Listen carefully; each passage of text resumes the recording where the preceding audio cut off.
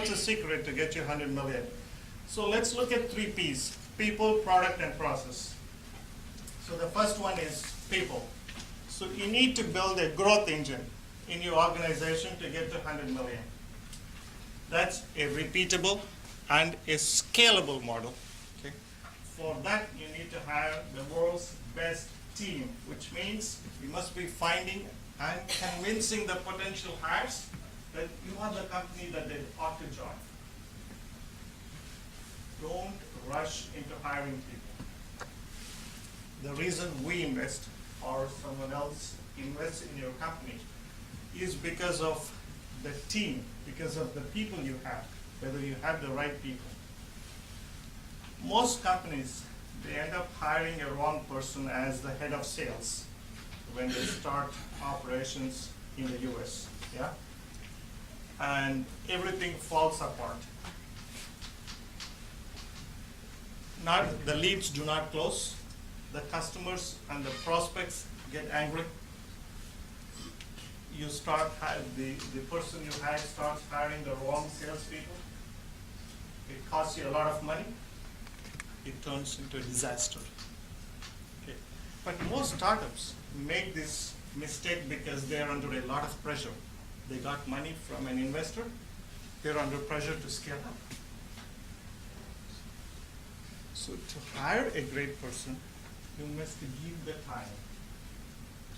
We say in the US, it generally takes 6 months to find the right person.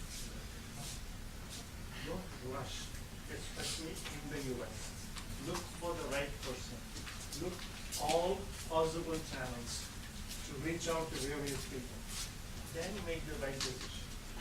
The key person that you're planning on hiring, whether a person to run the business, to run the sales, or the partner. And you must invest in the customer success, which means you must pay a lot of attention and care on current customers to develop repeat buyers and word of mouth marketing. Let's say you close a customer for $100,000 a year contract. Yeah. You better go to the office and help them in person and make sure everything is working right. Whether you sell a product, whether you sell a service, whatever it is. As soon as you have 10 customers, hire a customer success manager.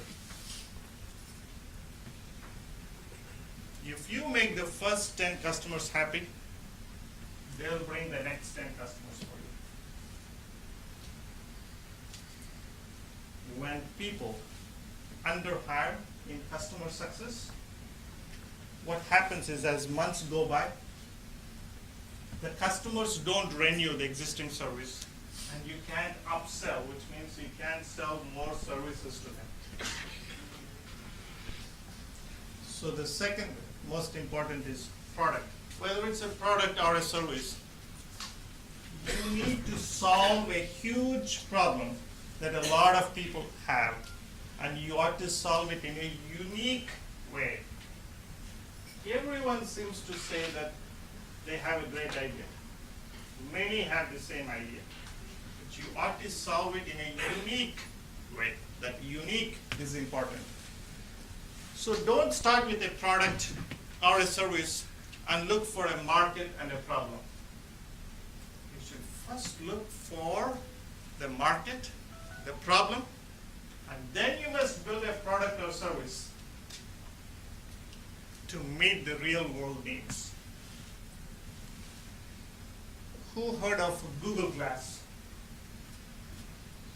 Awesome. It's a revolutionary product, lots of applications, lots of features that was built into it, but it flopped.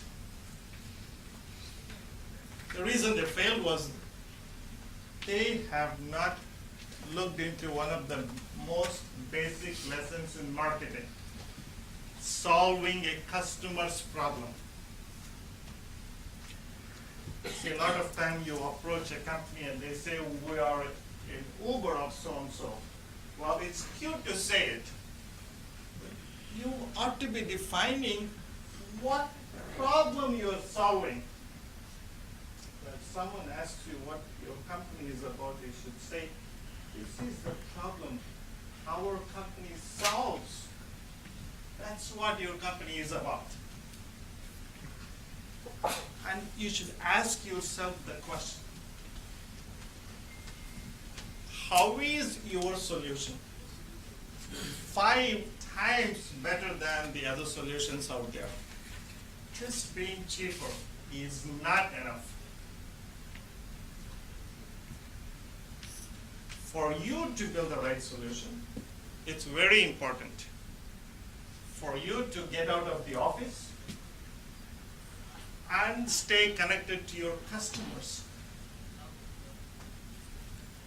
You must visit your clients, see them firsthand, using your product, using your service, using the application you built for them. Ask the right questions, then improve on it. A lot of times you see the management team has never been on the ground talking to the clients.